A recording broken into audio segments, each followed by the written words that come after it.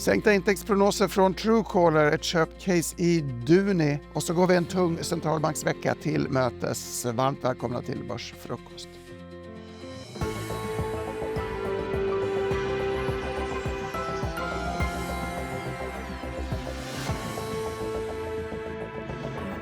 Det är måndag den 15 december. Bredvid mig sitter Peter Hedlund och vi noterar ett dämpat börshumör i Asien under natten med teknikaktier i förlorarsätet. Lite av en förlängning på något vi såg i Wall Street i fredags.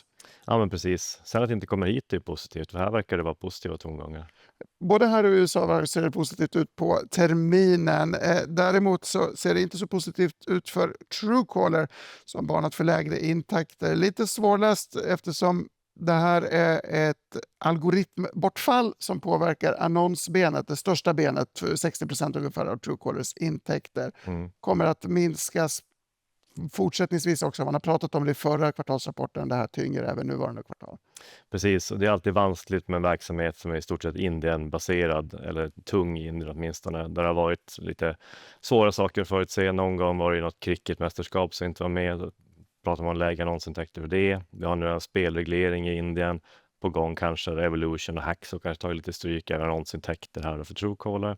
Men som du säger, en algoritmförändring som man nu säger att man har kommit till bukt med större del. Det började redan i augusti. Så att ner 30% i kvartalet och 40% i redovisad valuta, för det är valuta mot vind dessutom. Vi hade en bild uppe medan Peter pratade. Q4 så väntas alltså intäkterna landa på 210 till 230 miljoner. Det här är under analytikersnittet för segmentet på 274 miljoner. Jag noterar hur börskursen i Truecaller har gått hand i hand med estimaten just för det här segmentet.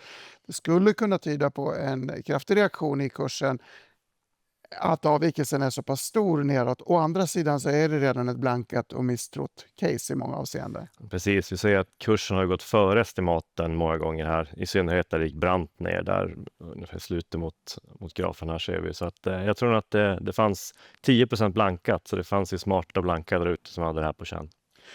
Vi går vidare, det ska bli spännande att se hur den öppnar. Men i nyhetsflödet noterar jag också Sagax som köper fastigheter medan Neobo meddelat en försäljning, en väldigt liten sådan. Men två intressanta bolag i det lilla i alla fall. Sagax är en falnad favorit får vi säga.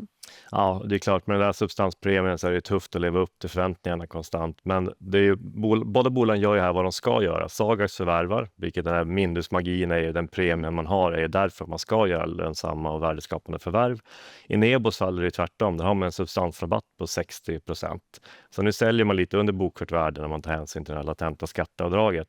Men det är fortfarande värdeskapande så länge man kan använda de pengarna till antingen att köpa aktier, eller ta ner skuld eller kanske hitta värdeskapande investeringar. I segmentet noterar vi också en konflikt rörande obligationsvillkor i problemtyngda Fastator. Och apropå problem, Rottneros vd Lennart Eberle har sagt upp sig eftersom han har fått ett nytt jobb. Rottneros är en aktie vi hoppas på men som hittills backat över 60% i år. Specialistläkemedelsbolaget Sobi slog till med ett förvärv av något som heter Arthrosi Therapeutics. Vad tankar där? Ja, de säger att det är ganska betydande intäkter på medel- och lång sikt. Det är ett fas 3-bolag inom gikt. Man betalar 9 miljarder nu och ytterligare ungefär 5 miljarder då, efter milstolpar att säga, om det här preparatet når framgångar helt enkelt. Inga kortsiktiga effekter kanske av det, men på lite längre sikt så hoppas vi att den sista tidens kursuppgång håller i sig. En hel del banknyheter i flödet. Danske Bank avslutar en process med amerikanska Department of Justice. Det brukar välkomnas. Och så har SEB höjt riktkurserna för 3 svenska sektorkollegor. Handelsbanken ligger kvar med behåll med för höjd riktkurs. Swedbank och Nordea har köprekommendation från banken. Och så en tung centralbanksvecka. Riksbanken inleder vad vi får kalla för en mini-supervecka för segmentet, även om styrräntan där väntas ligga kvar på 1,75%. Precis, det är väl kanske inte dramatiska besked egentligen. Det pratas väl om en sänkning i Storbritannien, Bank of England, en höjning eventuellt i Japan och ECB lär väl ligga still på hanen, är väl förväntningarna. Pass på, klockan slår snart 9, men vi kan ta en titt på dollar-SEK som är nere på 9,27, alltså en ovanligt stark krona som är på väg att bryta ut en sidledes rörelse. Kan vi nämna Skistar som rapporterar på torsdag. Jag vet ganska tunt bland bolagen. Vi har FedEx och Nike också på torsdag kväll efter amerikansk stängning. Någonting där i konsumentväg som du kommer spana efter? Ja, men FedEx är intressant för det är ändå en liten konsumentbarometer egentligen, kanske mycket paket som skickas och vi har haft Black Friday i kvartalet så att det är klart att det borde vara hög aktivitet där.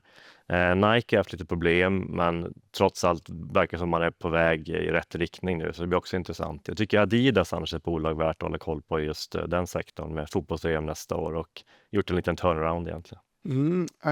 Birkenstock rapporterar också på torsdag för er som gillar skor och Dometic-spanare kan kika på Winnebago, alltså husbilstillverkarens rapport fredag kväll. Men vi har en öppen börs och vi har som vi sa väldigt mycket grönt i topp.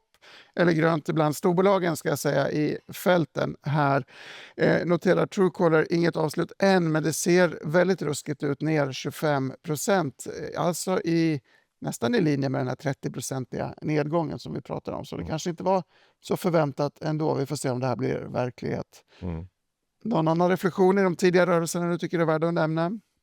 Nej, det är väl inga större rörelser. Sobi är ner 0,8 på det här förvärvet. Sagax upp 0,4, Neabo förändrat sådär. Så att Nordea, stor omsättning. Dagens Industri är en köprek här.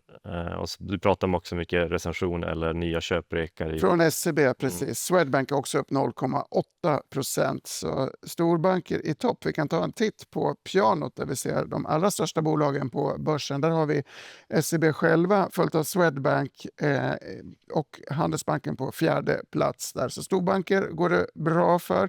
SKF i förlorarsidan följt av AstraZeneca längst ner där. Trevligt med positiv börsöppning får vi väl säga ändå efter förra veckans AI-oro som har liksom präglat marknaden och kryptomarknaden lite grann. Ja, jag har väl inte sett det sista av det heller tror jag. Så kan det bli.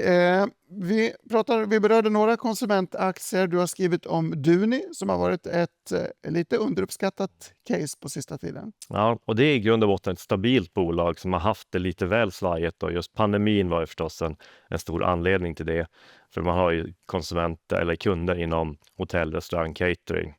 Så att det är klart att där blev det tufft. Jag vet inte om vi har någon historik på Duni här. Vi har en tabell med flerårshistorik. Du får nästan ta oss igenom vad vi tittar på här. Precis, här ser man om man kollar EBITDA-marginalen ser man att den var konstant liksom 11-12% nästan där fram till ungefär 2018. Då får man något som heter Biopack som är take-away-förpackningar och sånt i Australien. Hållbara förpackningar helt enkelt. Ja, men alltså annars är det ju servetter primärt, lite ljus och mer produkter för det dukade bordet som man uttrycker det. Så där ser vi att marginalen började spädas ut och sen kommer då pandemin där det kommer ett rejält krasch. Då försvann också utdelningen som annars tycker jag är en bra liksom, stabilitet i caset. Att man kommer dela ut minst 5 spänn nu. Och det är klart, man har 5% direktavkastning för något som ska vara ganska stabilt. Man har växt ungefär 3% i snitt organiskt då, de här åren. Och gör förvärv också. Precis, för det är lite av ett utdelningscase vi pratar om. Så är det. Det kommer inte vara en kursdubblare, så är det ju. Men sen så är det också dollargraferna tidigare. Man köper in massa som prisas i dollar och massapriserna också kommer ner lite. Så det kan ge lite stöd till marginalen. Sen är det tufft i Tyskland, men där ska faktiskt restaurangmomsen sänkas. Så där skulle man kunna få ett välkommet tillskott, för det är största marknaden. Därefter har man Storbritannien, där borde ett stort förvärv, och sen har vi Australien då, med den här biopackdelen. Låter som också ett konjunkturbett eftersom man är beroende av restaurangbesök och konsumtion, och det väntar vi alla på i 2026. Absolut. Och här är då en vinnare på en lägre dollar till skillnad från verkstadsbolagen som snarare tar stryk på en lägre dollar då. Så det får vi se om man måste ta ner vinstestimaten för verkstad nu in i 2026 här med en lägre dollar. Vi ska titta på en Duni-bild till, men jag vill bara flika in att vi har avslut i Truecaller nu som handlas ner 25%. Alltså ännu en dramatisk handelsdag för den här aktien. Detta förstås på beskedet om minskade annonsintäkter efter en algoritmförändring. I övrigt lite mer dämpade rörelser på börsen. Även om både Sobi som vi nämnde som slår till med ett förvärv handlas ner 2,4% och lilla Rottneros som blivit av med sin vd är ner 2,2%. Jag ser här att Tobii Eye stiger 25% också. Ett DMS-licensavtal med en fordonsunderleverantör. Och det är positivt för en väldigt pressad aktie. Så det är klart att då positiva nyheter kan få stora kurseffekter efter en sån dyster kursutveckling som den aktien har haft, som har gått ner från 7 kronor till ungefär 2 kronor här då. Glädjande för Tobii, tråkigt för Truecaller. T-bolagen rör på sig med 25% vardera i ändra riktningen. Ska det vara den sista framåtblickande bilden på Duni också innan vi tackar för oss? Det tycker jag. Vad tittar vi på här? Prognoser? Ja, men som jag sa, man höjde faktiskt finansiella målen här för utdelningen. Man kommer dela ut 10% mer av vinsten. Så därför tror jag att man kommer gå över 5 kronor nu för första gången. Så 5,20 tror jag som utdelning för nästa år. Eller alltså att säga, den som kommer till våren här, den är uppdelad i 2 delar. Sen tror jag också att man ska inte förvänta sig under, men som sagt 2-3% tillväxt. Man kommer först kunna gneta på marginalen. Får man medvind då från en lägre dollar så kan det gå snabbare. Och sen kommer man också förmodligen kunna göra några mindre kompletterande förvärv. Betalar man då runt 10-11 gånger för det här så får man sen där längst ner drygt 5% direktavkastning som kanske då kan stiga med 5-7% per år också. Så att ett defensivt inslag i portföljen kan vara bra om man tror att det blir lite skakigt på börsen. Mycket bra, Peter Hedlund. Stort tack. Stort tack också du som tittat. Vi är tillbaka 11.45 som vanligt med Börslunch. Häng med oss då och i appen eller på efn.se när du vill.